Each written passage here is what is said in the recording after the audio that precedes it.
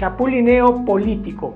El por qué más en día hoy nuestros políticos, nuestros candidatos, brincan de un partido a otro. ¿Cuáles son sus intereses ocultos, externos, y qué es lo que estos políticos manejan? Todo esto y más vamos a comentar con usted, el doctor Saúl Sánchez. Él es doctor en sociología, egresado de una universidad en París, y hoy, bueno, pues, como la semana pasada, nos enorgullece tenerlo. Y como siempre, el doctor Samuel Porras Rugerio, un excelente abogado y mejor amigo. Samuel, buenas tardes, ¿cómo están? Buenas tardes, doctor. Buenas tardes. Pues empezamos. Gracias ¿Por qué?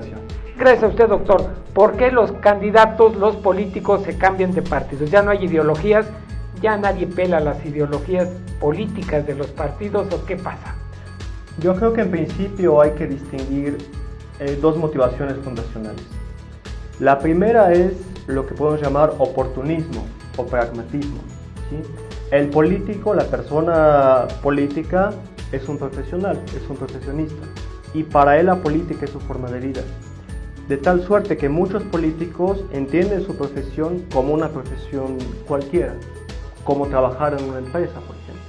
Entonces, de pronto la empresa adversaria, la competencia, quizá te ofrece un mejor puesto, un mejor salario, y tú, poniendo primero tus intereses personales, dices, bueno, pues me cambio aquí, ¿no?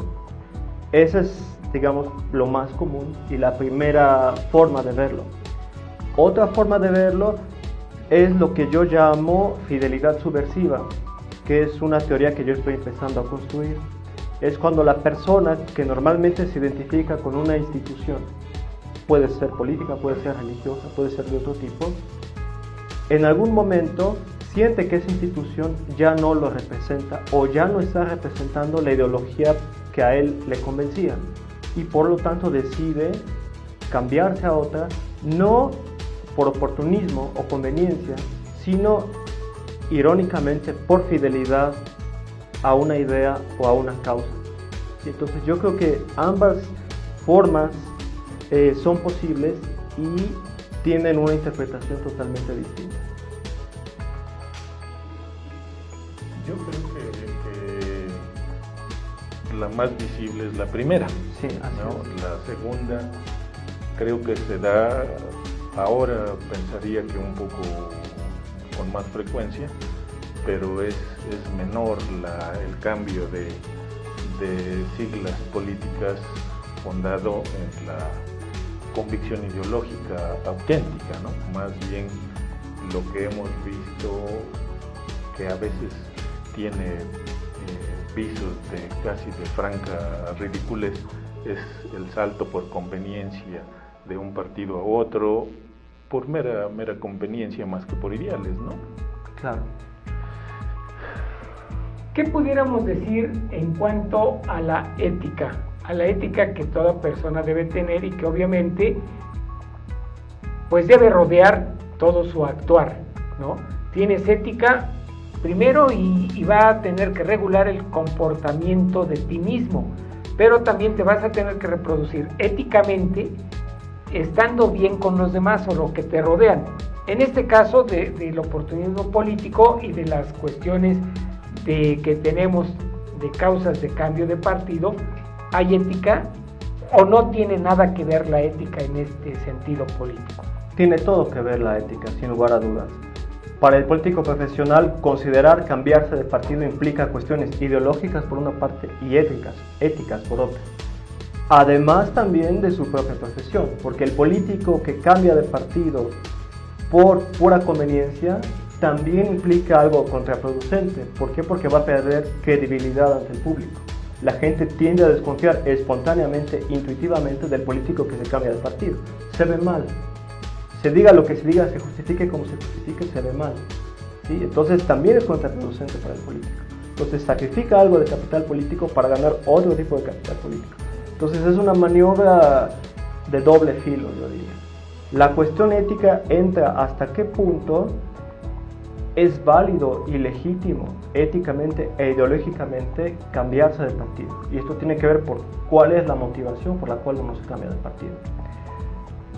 Lo que yo mencionaba sobre la fidelidad subversiva, que así le llamo yo, lo podemos ver, por ejemplo, en el caso de Manuel Espino, ¿sí? Esta figura panista de ultraderecha que hace no mucho tiempo decidió apoyar a López Obrador. Y si uno ve las entrevistas que él ha dado en medios de comunicación, toda su explicación, independientemente de si dice la verdad o no, que eso no lo podemos saber, si es sincero o no, pero la explicación que él da es que su lealtad, antes que estar con el partido, está con el país. Y si él considera que López Obrador es lo mejor para el país, luego entonces para él no es contradictorio, siendo del PAN, apoyar a López Obrador, porque según él, su motivación final como político es servir al bien común, al bien público. Entonces la ética aquí es ¿qué es más importante?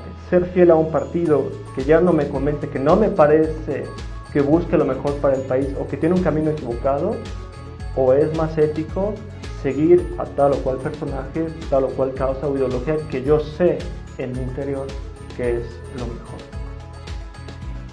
En un principio, bueno, hasta hace 2 sexenios, 3 sexenios, se identificaban mucho los partidos, ¿verdad? Decíamos, por ejemplo, de derecha, independientemente de la característica que uno pudiera decir, eres de derecha o eres de izquierda, estaban muy delimitados, vamos a llamarle lo que se dijo que era la geopolítica, ¿no? O sea, eres de izquierda o eres de derecha. Y había una perfecta delimitación, ¿sí? Se conocía quién era quién y por quién era. O sea, los partidos tenían una clara ideología que tenían que seguir sus participantes, sus miembros o sus militantes en general, ¿no? Y más aún cuando ibas encabezando un partido político y llevabas una bandera y llevabas esa ideología. Pero yo siento que eso ha pasado desapercibido o ya se ha perdido.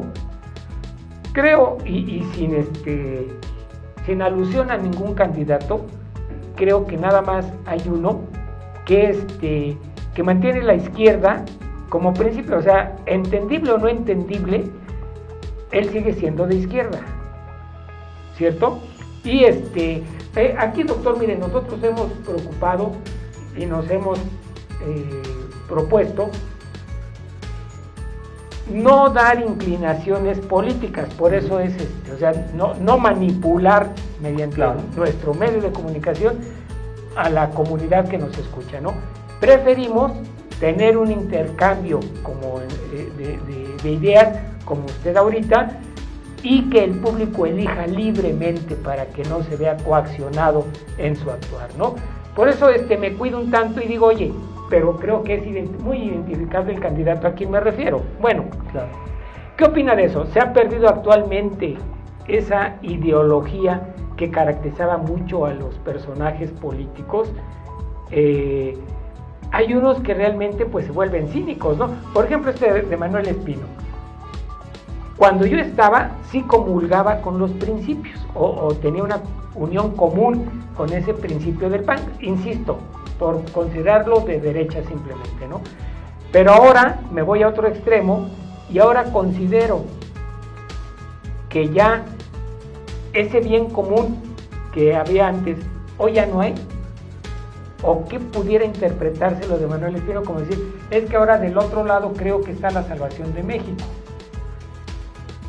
¿Es ético eso? Bueno, hablando de la primera parte de su pregunta, es cierto que, sobre todo en este proceso electoral, asistimos a una licuefacción de las ideologías o un desdibujamiento de las ideologías. Particularmente lo podemos ver en el caso de la derecha con la alianza por México al frente, claro, del PAN, y por el otro lado Morena, sin lugar a dudas. La cuestión del PAN primero.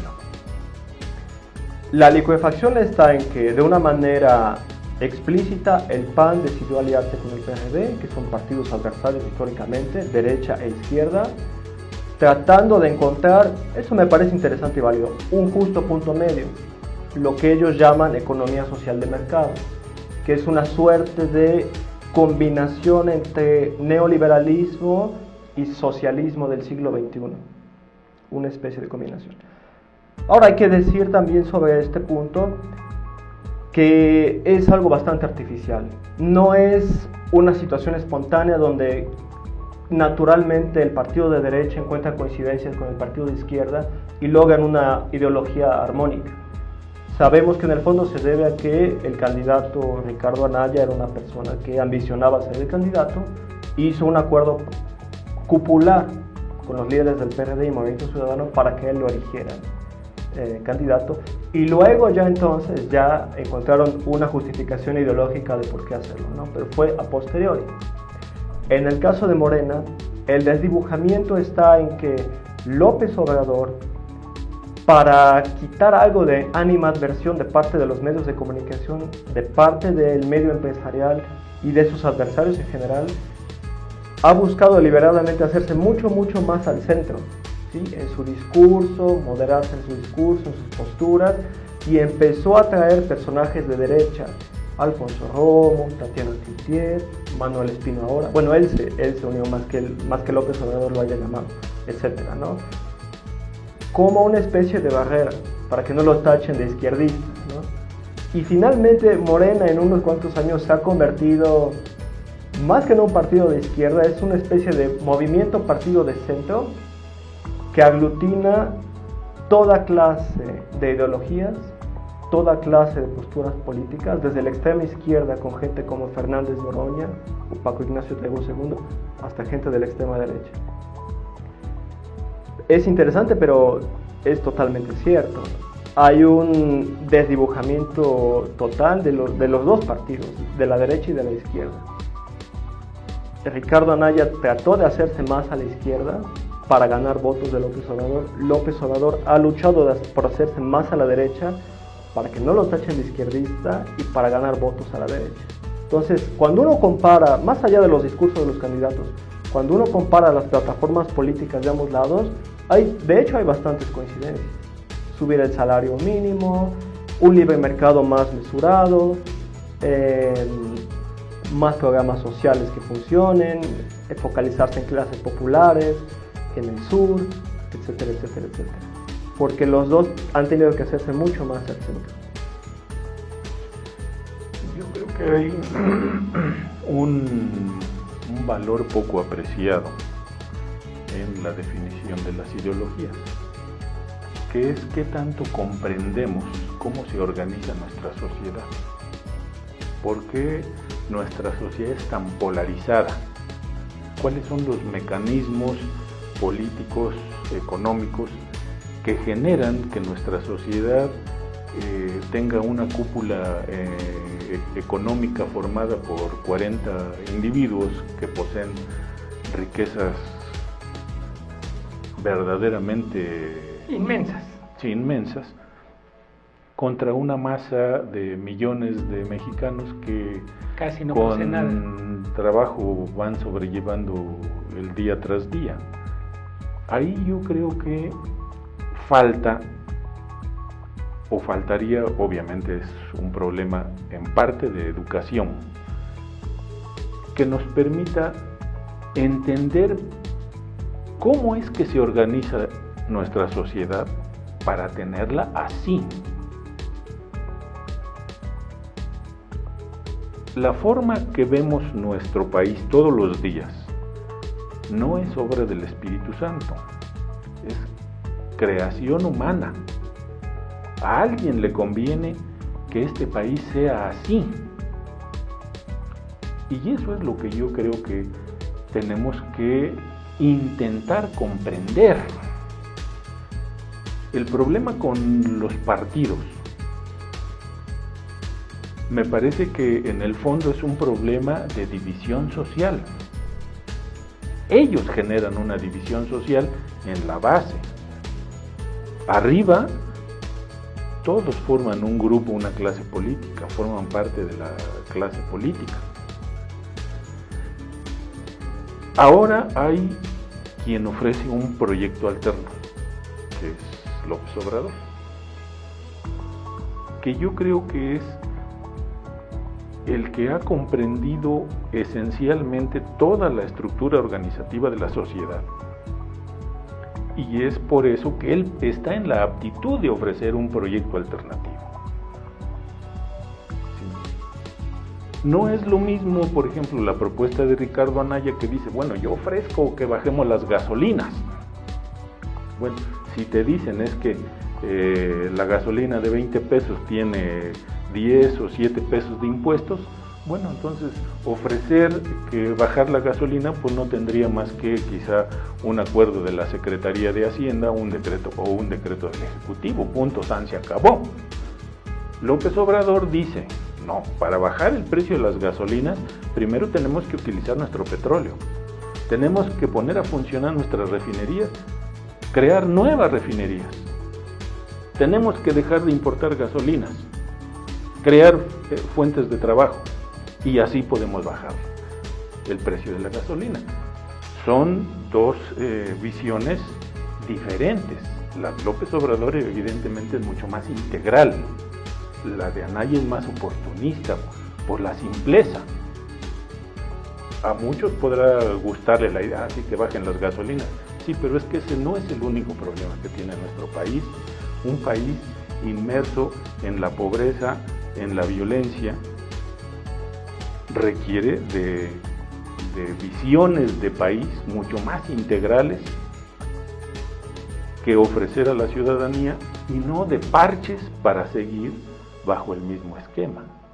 Entonces, creo que estar en un partido o en otro, saltarse, una es una parte de las conveniencias, como dice el doctor. La otra puede estar en la incomprensión del terreno social en que nos movemos. No podemos atinar cuál es la razón de que nuestro país esté tan castigado. Y entonces, pues con los spots que lanza cada partido, que atacan, por ejemplo, vamos a eliminar el fuero. Bueno, es que ese no es el problema, ¿sí? El fuero tendrá utilidad para algunas cosas. El fuero efectivamente ha servido como herramienta de protección para funcionarios criminales.